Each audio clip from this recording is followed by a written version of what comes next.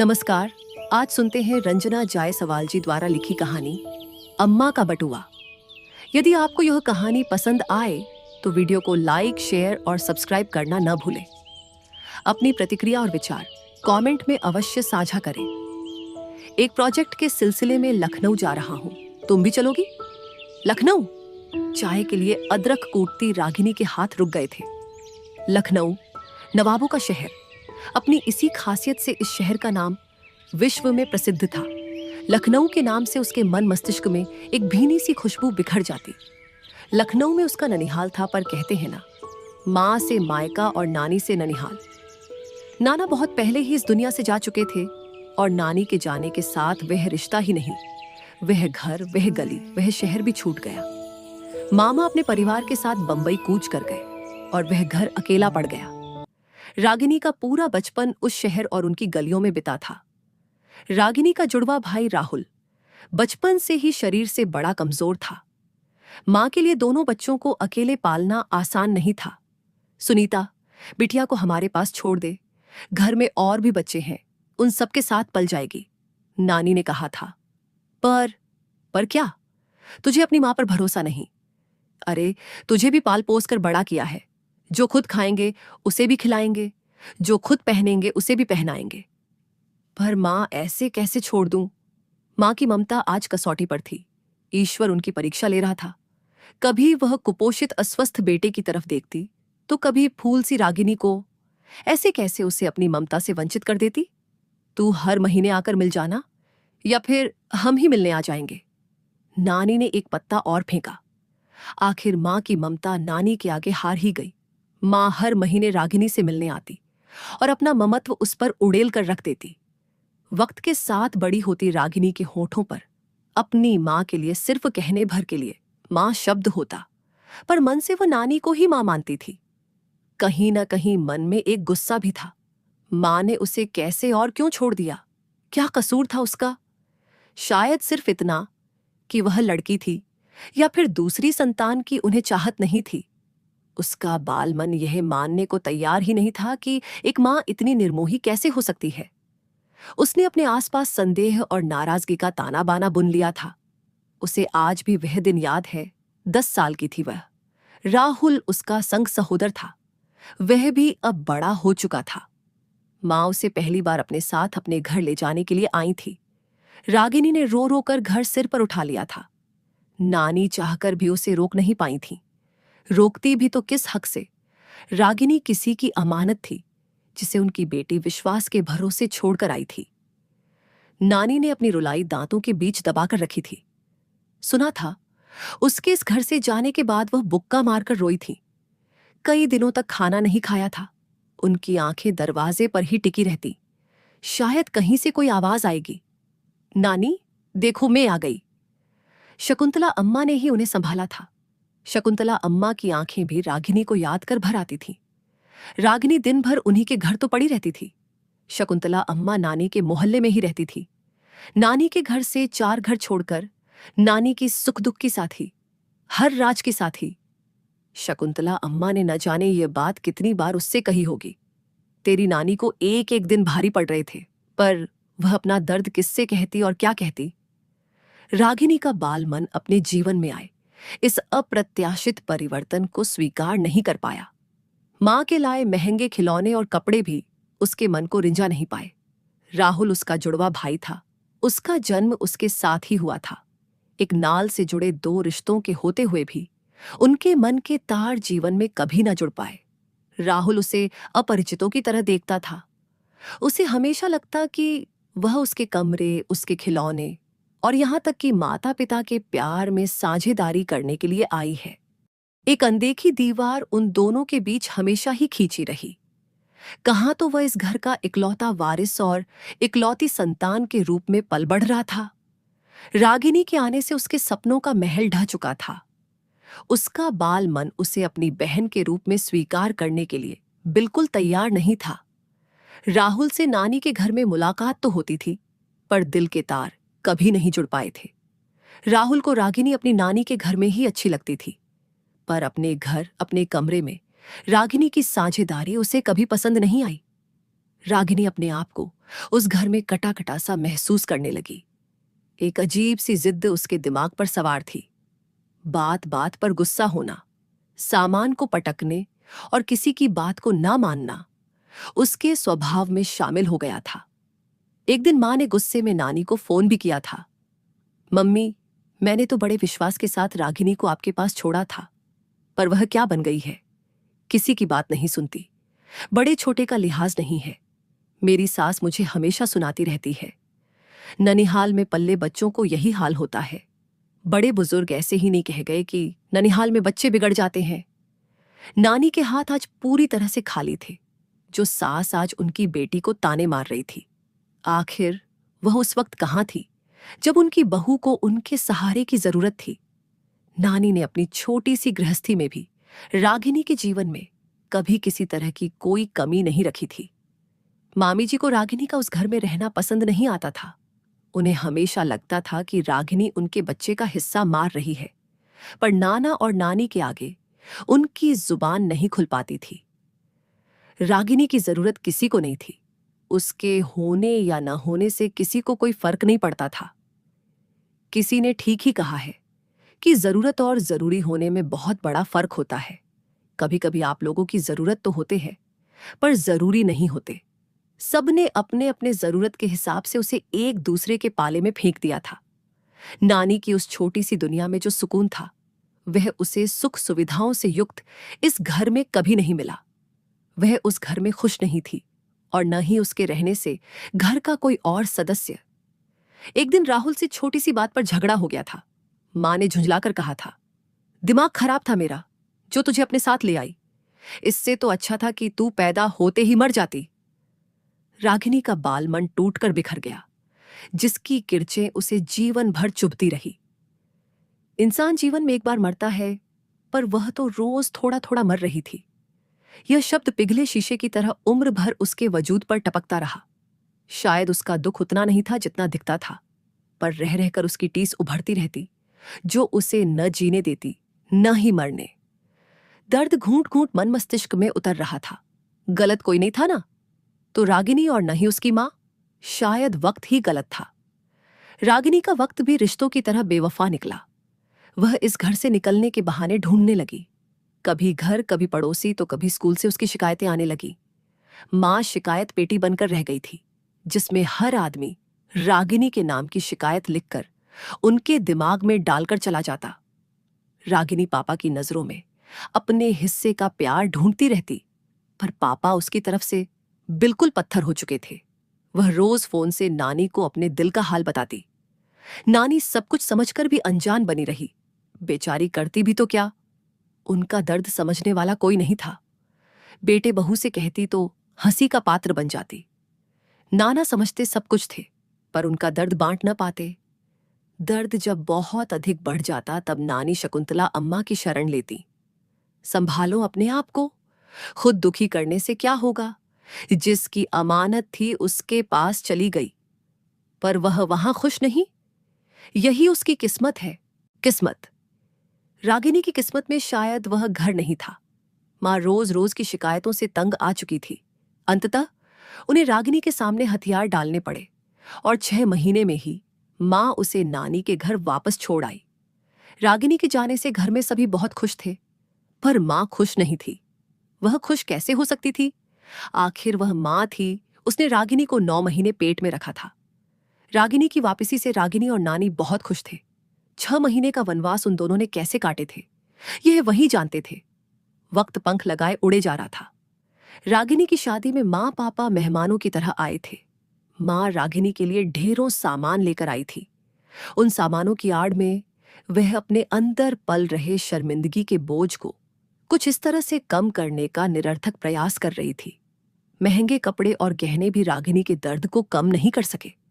मां के साथ जुड़ा हुआ वह रिश्ता रागिनी की शादी होने के बाद पूरी तरह टूट गया था। ससुराल वालों ने भी यह सच स्वीकार कर लिया। जब उनकी बहू ही अपने माता पिता से संबंध नहीं रखना चाहती थी, तो वह संबंध रखकर करते भी तो क्या। रागिनी की पहली विदाई नानी के घर ही हुई थी। वह मां को मां के रूप में कभी स्वीकार नहीं कर पाई। लखनऊ अब सिर्फ उसके सपनों और यादों में रह गया था। उस शहर की गलियों और चौबारे उसे सोने नहीं देते थे। नानी का चेहरा बार बार उसकी आंखों के सामने आता था। पर रागिनी, बहुत दिन हो गए तुम मायके नहीं गई।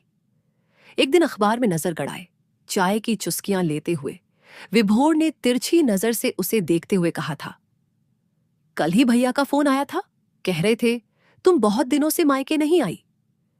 राहुल? विभोर की आंखों में न जाने कितने सवाल तैर गए। रागिनी चिढ़ गई। विभोर सब कुछ जानकर भी अनजान क्यों बन जाते हैं? राहुल और मैं हमउम्र है, मैं उसे भैया क्यों कहूंगी? और जहां तक फोन की बात है, उसका फोन नहीं आया तो नहीं आया। मेन कौन सा मरी जा रही हूं उसके पास जाने के लिए? मायके का मतलब उसके लिए सिर्फ नानी का घर ही था। नानी के जाने के बाद ससुराल की इज्जत रखने के लिए उसे न जाने कितनी बार इस तरह के झूठ बोलने पड़ते थे। राहुल ने उसे बहन के रूप में कभी स्वीकार ही नहीं किया था, और नानी के जाने के बाद मामी के बच्चों ने उसे बुआ की बेटी की तरह ही समझा। बहन होना और बहन जैसी होने में जमीन आसमान का फर्क था। मामा मामी और उनके बच्चे रागिनी से कभी जुड़ ही नहीं पाए। उसके आगमन पर न किसी को खुशी होती और न ही अफसोस। वह उस घर में एक सजावटी सामान बनकर रह गई थी, जो कुछ समय के लिए आंखों को अच्छा लगता है, फिर उसका होना ना होना बराबर ही हो जाता है। नानी के मरने के बाद अपने पराये का फर्क साफ साफ दिखने लगा था। सबने अपनी अपनी जरूरत के हिसाब से उससे संबंध रखे और वक्त के साथ अपने हाथ खींच लिए थे। ठीक भी था। जिस समाज में खून के रिश्ते पराये हो जाते हैं, वहां दूसरों से क्या ही उम्मीद करनी। ससुराल में मायके की इज्जत रखने के लिए वह आ तो जाती, पर एक एक दिन बिताना मुश्किल होता। ऐसे कठिन समय में वह शकुंतला अम्मा के घर भाग जाती। शकुंतला अम्मा उसकी तकलीफ को समझती थी।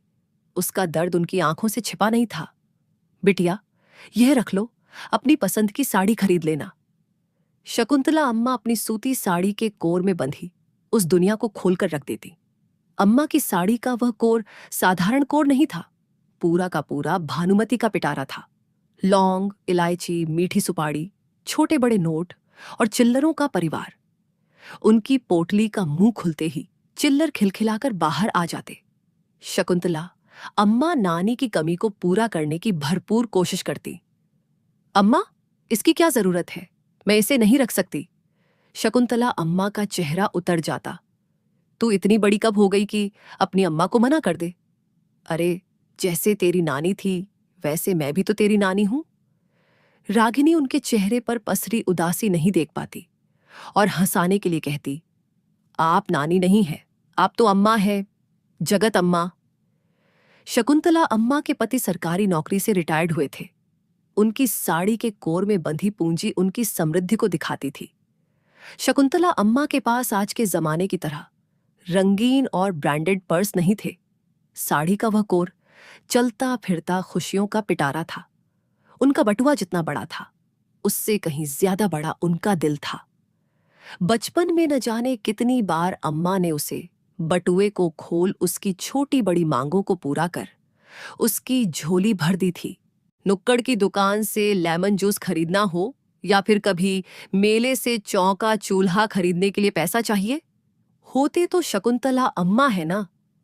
अम्मा गुड़िया की शादी करनी है, उसके लिए सलमा सितारे वाला लहंगा भी तो बनवाना है। मेरे पास तो पैसे ही नहीं है, अब मेरी गुड़िया की शादी कैसे होगी? अपनी गुड़िया को ऐसे ही विदा कर देगी, दहेज नहीं देगी? दहेज दहेज तो बुरी बात है ना? रागिनी ने मासूमियत से पूछा था। अम्मा खिलखिलाकर हंस पड़ी थीं। पर बिटिया, उसके बिना तेरी लाडो से शादी कौन करेगा? बचपन में सहज भाव से कही गई बातें जीवन की सच्चाई होती है। मासूम रागिनी यह बात कहाँ जानती थी। आज वह शहर एक बार फिर उसे पुकार रहा था। लखनऊ का नाम सुन उसकी आंखें भर आई थीं। उसका मन लखनऊ शहर की गलियों में घूमने लगा। दिल्ली की अपेक्षा लखनऊ हमेशा से छोटा था, पर इन दोनों शहरों में एक समानता थी। दिल्ली की तंग गलियों में उसे लखनऊ का स्वाद आता था। उसका बचपन लखनऊ की तंग गलियों में बिता था। गलियां भले ही तंग थी, पर उन गलियों में रहने वाले लोगों के दिल बहुत बड़े थे।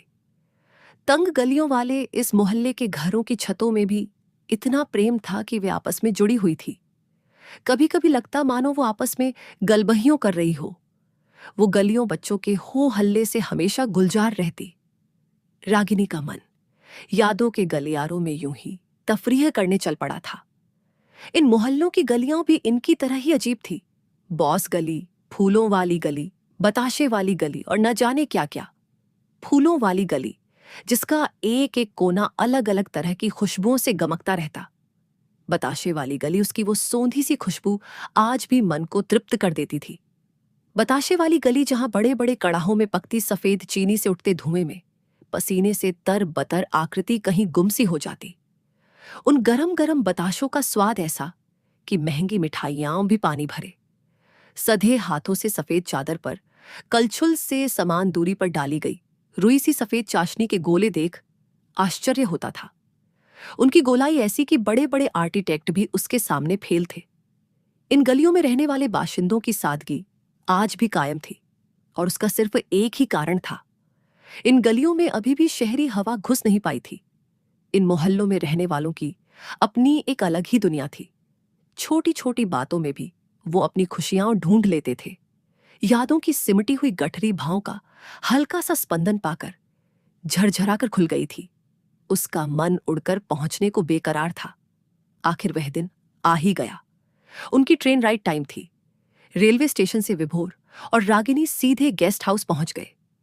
अपने ही शहर में आकर उन्हें गेस्ट हाउस में रुकना होगा, ये उन्होंने कभी सोचा भी नहीं था। विभोर ने जल्दी जल्दी नाश्ता किया और मैं साइट पर जा रहा हूं, तुम्हें अगर कहीं जाना हो तो हो आओ। हम रास्ता भूल तो नहीं जाओगी, किसी को साथ लेती जाओ। विभोर ने छुटकी ली। झरागिनी तड़प उठी। मेरा अपना शहर है, मैं रास्ता भूल जाऊंगी? पर वह शहर बदला बदला सा लग रहा था। बदलना तो था ही इन बीते सालों में। वह भी तो कितना बदल चुकी थी। बालों में सफेद चांदनी चमकने लगी थी। अपने कहने जैसा कोई भी रिश्ता इस शहर में नहीं रह गया था। खून के रिश्ते बिखर चुके थे। रागिनी एक अलग ही दुनिया में थी। पीली काली रंग की ऑन्टो गलियों में घूमती घुमाती अपने गंतव्य पर पहुंच गई। भैया, बस यहीं रोक दो। वह नानी के घर के सामने खड़ी थी। बड़े बड़े जाले, धूल और सूखे पत्तों ने उसका स्वागत किया। लोहे के गेट पर जंग लगा ताला उसे मुंह चिढ़ा रहा था। वह गेट के इस पार खड़ी थी। गेट के उस पार उसकी अपनी दुनिया थी जो कहीं पीछे छूट गई थी। वह दौड़कर उस दुनिया को अपनी बाहों में भर लेना चाहती थी, पर बीच की इस दीवार को तोड़ पाना उसके लिए आसान नहीं था। रागिनी, रुक, कितना दौड़ेगी? तेरी नानी से अब चला नहीं जाता। जो घर नानी की आत्मा थी, आज वहां एक बड़ा सा ताला जड़ा हुआ था। नानी की आवाज उसके कानों में गूंज रही थी। दिल और आंखें पूरी तरह से भर चुकी थीं। आंसू अपनी मर्यादा को तोड़ बह निकले थे। उसने अपने आंसुओं को आंचल में समेटा, मन भर कर उस घर को देखा। पता नहीं अब कब आना हो भी या नहीं। यह बात शायद कोई नहीं जानता था, खुद रागिनी और ये घर भी नहीं। उसने गहरी सांस ली और घर पर एक भरपूर नजर डाली। वह भरे मन से आगे बढ़ गई। कितनी बदल गई थी वह गली। जो गली बच्चों की धमा चौकड़ी से गूंजती रहती थी, आज वहां पर सियापा पसरा हुआ था। बच्चे भी क्या करते, उनके कंठों पर भारी बस्तों और सपनों का बोझ था। जिन हाथों में कभी गीली डंडा और क्रिकेट के बैट हुआ करते थे, आज उन हाथों में मोबाइल, टैब और वीडियो गेम्स थे। नानी तो रही नहीं। यहां तक आ ही गई हूं तो कम से कम शकुंतला अम्मा से मिलती चलूं। नानी के जाने के बाद एक वहीं तो थी जिन्हें उसके आने से खुशी होती थी। 4 मकान छोड़कर ही तो घर था। शकुंतला अम्मा की याद आते ही उनका वह जादुई बटुआ याद आ गया। उनके उस बटुए ने न जाने कितनी बार रागिनी की इच्छाओं को शांत किया था। शकुंतला, तुमने लड़की को बिगाड़ दिया है। जी, बहू बेटियों की झोली भरी रहनी चाहिए, बरकत होती है। शकुंतला अम्मा की याद आते ही उनका वह विराट स्वरूप आंखों के सामने आ गया। माथे पर बड़ी सी बिंदी, करीने से बांधी हुई साड़ी, चौड़ी मांग में भरा हुआ लाल सिंदूर, हाथों में भर भर चूड़ियां, पैरों में बिछिया और पायल। कितनी सुंदर और सौम्य छवि थी उनकी। देखते ही मन जुड़ जाता। वह शकुंतला अम्मा के घर के सामने खड़ी थी। अभय सिंह इंजीनियर, डॉक्टर आलोक सिंह नेत्र विशेषज्ञ, रागिनी के चेहरे पर एक मुस्कान आ गई।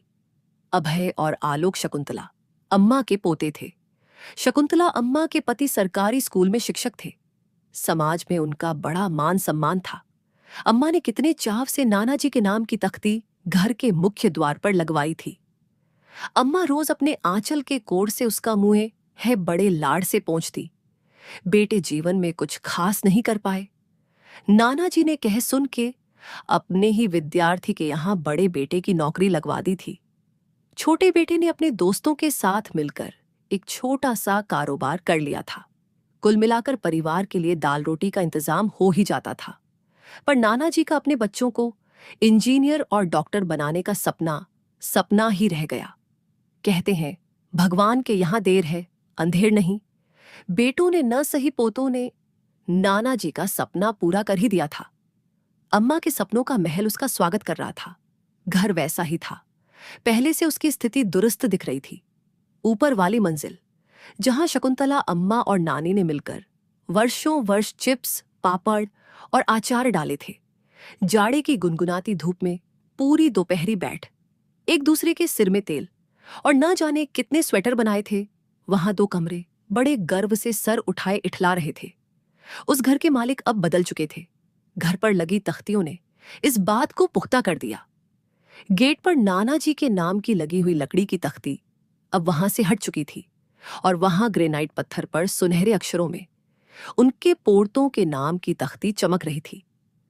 आलोक और अभय के साथ बिताए बचपन के वह दिन याद आ गए। धूप कितनी तेज है, कब तक खेलते रहोगे? आते हैं दादी, बस थोड़ी देर, आलोक चिल्लाकर कहता। बड़े होने के कारण हर खेल में अभय की बारी हमेशा पहले आती थी और आलोक अपनी बारी के इंतजार में धूप और गुस्से में तपता रहता। शकुंतला अम्मा खींचकर कहती, री लड़की, तू तो अपने घर जा। धूप में तेरा रंग काला हो जाएगा तो ब्याह में दिक्कत आएगी। ऊपर से तेरी नानी मुझे 4 बात और सुनाएगी, हमने छोरी को बिगाड़ दिया है। आप भी ना अम्मा, कुछ भी कहती हैं। रागिनी शकुंतला अम्मा की बातों को हवा में उड़ा खेलने में मग्न हो जाती। डिंग डांग, उसने गेट पर लगी डोरबेल बजाई और यादों के ब्यावान से एक झटके से खुद को बाहर निकाल लिया। जी कहिए, किससे मिलना है आपको? शकुंतला अम्मा है क्या? दादी जी, सामने वाली महिला ने चौंक कर कहा। आप? मैं रागिनी, 4 मकान छोड़कर शर्मा जी का जो मकान है, मैं वहां रहा करती थी। रागिनी दीदी, माफ कीजिएगा, मैंने आपको पहचाना नहीं। रागिनी हंस पड़ी। पहचानती भी तो कैसे, इससे पहले उनकी मुलाकात ही कहां हुई थी। आप? मैं अभय की पत्नी हूं। रागिनी ने एक भरपूर नजर उस पर डाली। कंधे तक कटे बाल चेहरे पर, हल्का सा पाउडर, माथे पर गोल बिंदी और सलीके से पहनी हुई साड़ी में वह बड़ी प्यारी लग रही थी। रागिनी को बचपन की एक बात याद आ गई। अभय ने उसकी गुड़िया तोड़ दी थी। रागिनी ने रोते हुए कहा था, तेरी बीवी काली कलूटी आएगी। अभय उस दिन कितना रोया था।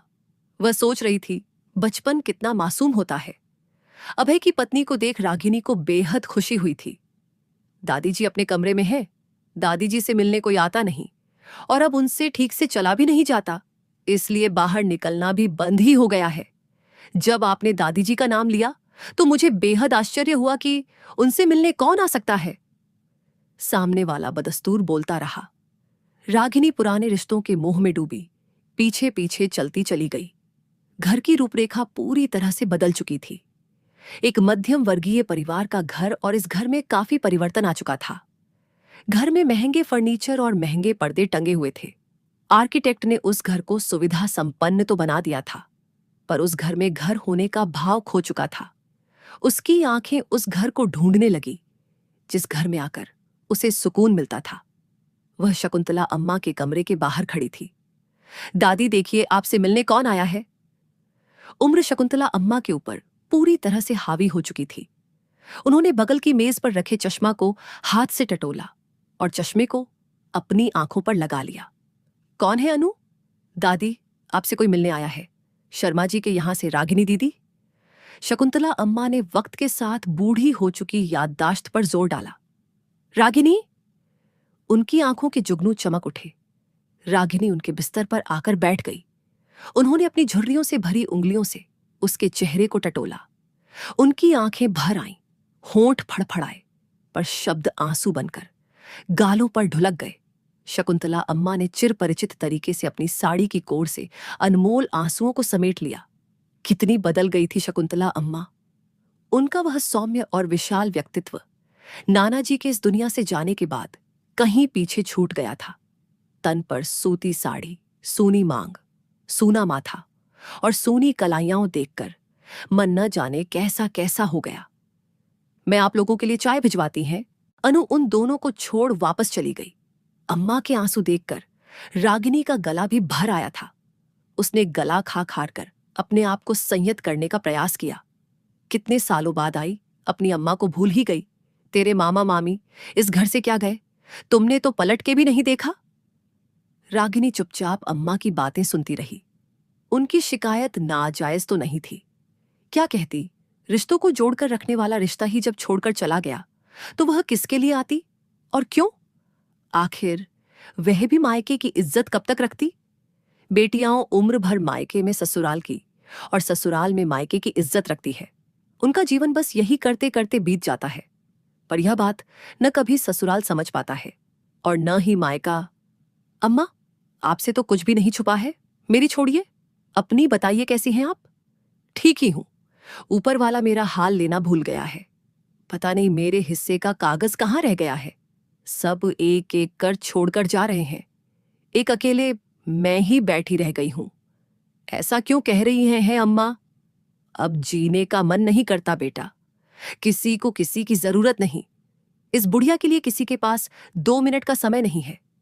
2 पल के लिए भी कोई साथ नहीं बैठता। रागिनी ने कमरे पर नजर डाली। शकुंतला अम्मा का कमरा सुख सुविधाओं की चीजों से भरा पड़ा था, पर उनका मन खाली था। अकेलेपन ने उन्हें पूरी तरह से खाली कर दिया था। उनके कमरे में सुख सुविधा की सारी चीज उपलब्ध थी, पर क्या महंगे सामान खुशी का पैमाना हो सकते हैं? जिस घर में अम्मा बेफिक्र होकर दिन भर घूमती रहती थी, आज उनकी दुनिया एक कमरे में सिमटकर रह गई थी। अम्मा बेटों के साथ रह तो रही थी, पर उस तरह नहीं जिस तरह उनके बेटे उनके साथ रहा करते थे। घर के 7 रिश्तों में एक अजनबियत सी आ गई थी। अभय और आलोक काम की वजह से देर रात तक आते हैं और सुबह काम पर जल्दी चले जाते हैं। बहुओं को घर गृहस्थी के काम से ही फुर्सत नहीं मिलती। इस बुढ़िया के लिए अब किसी के पास वक्त नहीं है। ऐसा क्यों कहती है अम्मा? मामा मामी जी है ना, कहाँ है वो? दिखाई नहीं दे रहे हैं। आजकल दोनों का एक ही काम है, एफडी तुड़वा तुड़वा कर चारों धाम कर रहे हैं। आप नहीं गई? अम्मा ठठा मारकर हंस पड़ी। तेरे मामा मामी को लेकर जाएंगे या फिर इस बुढ़िया को? तेरे नाना होते तो। तेरे नाना जिंदा थे तब बात कुछ और थी, पर अब।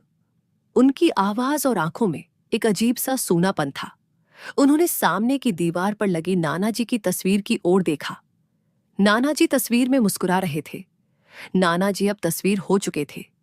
किसी ने सच कहा है कि जीवन साथी की जरूरत जवानी में नहीं, बुढ़ापे में सबसे ज्यादा महसूस होती है। अम्मा ने गहरी सांस ली। चाय की चुस्कियों के बीच अतीत के पन्ने खुल गए। बात करते करते समय का पता ही नहीं चला। अरे, आप लोग अंधेरे में क्यों बैठे हैं? अनु ने कमरे की लाइट जला दी। रागिनी जैसे सोते से जागी। उसने बाएं हाथ में बंधी अपनी घड़ी पर नजर डाली। कितना वक्त हो गया बातों में, समय का अंदाजा ही नहीं लगा। अम्मा, मैं चलती हूं। कब तक रुकी हो बिटिया? कल चली जाऊंगी। कहाँ ठहरी हो? ऑफिस के गेस्ट हाउस में। न जाने क्या सोचकर अम्मा की आंखों से 2 बूंद आंसू टपक गए। जो शहर रागिनी का कभी अपना हुआ करता था, उस शहर में वह गेस्ट हाउस में रुकी थी। आती रहा करो, इस बुढ़िया का कोई भरोसा नहीं कब ऊपर से बुलावा आ जाए। रागिनी चाहकर भी कुछ नहीं कह पाई। जिन खुशियों की तलाश में वह इस शहर में आई थी, वो खुशियां कब का उससे हाथ छुड़ाकर कहीं दूर छिप गई थी। अम्मा ने साड़ी का कोर खोला। रागिनी के चेहरे पर कुछ पल के लिए मुस्कान आई और धप्प हो गई। अम्मा की वह पोटली उनकी तरह ही जर्जर हो चुकी थी। जिस पोटली में लौंग, इलायची, सुपारी, छोटे बड़े नोट और चिल्लर भरे रहते थे, उसमें सिर्फ 10 और 20 के 2-4 नोट और कुछ चिल्लर मुंह छिपाए चुपचाप पड़े थे। रागिनी की आंखें नम हो गई। दरवाजे पर लगी ग्रेनाइट का नेम प्लेट उसकी आंखों के आगे से गुजर गई थी। अभय सिंह इंजीनियर, डॉक्टर आलोक सिंह नेत्र विशेषज्ञ। जब तक दरवाजे पर लकड़ी की नेम प्लेट थी, अम्मा का बटुआ भरा रहता था, पर ग्रेनाइट की नेम प्लेट लगते ही अम्मा पूरी तरह से खाली हो चुकी थी। उसकी नजर दीवार पर टंगी नाना जी की तस्वीर पर गई। नाना जी अभी भी उस तस्वीर में मुस्कुरा रहे थे, पर पता नहीं यह उसका भ्रम था या फिर कुछ और। उसे उनकी आंखों में एक अजीब सा सूनापन महसूस हुआ था और वह मुस्कान फीकी सी लगी थी। नाना जी शकुंतला अम्मा का गुरूर थे। उनका वह गुरूर उनके इस दुनिया से जाने के साथ ही खत्म हो गया। शकुंतला अम्मा के कोर में बंधी पूंजी रागिनी के लिए हमेशा से खुली रहती थी। आज इतने वर्षों बाद भी अम्मा का बटुआ उसके लिए खुल गया था। अम्मा ने अपने झुर्रीदार हाथों से उस कोर की गांठ खोल रागिनी के सामने रख दिया था। अम्मा, मैं क्या करूंगी? आपका आशीर्वाद ही काफी है। तेरी अम्मा का आशीर्वाद समझकर ही रख ले, तेरे काम आएगा। अपने लिए कुछ खरीद लेना। बहू बेटियों यूं खाली हाथ मायके से विदा होती अच्छी नहीं लगती। उनकी झोली हमेशा भरी रहनी चाहिए, बरकत होती है। रागिनी ने उनके हाथों को चूम लिया और उनकी दी हुई अनमोल पूंजी को माथे से लगा पर्स की अंदर वाली जेब में डाल लिया। जानती थी अम्मा से बहस करना बेकार था। जीत उन्हीं की होनी थी। कभी कभी हार जाना भी खुशी देता है।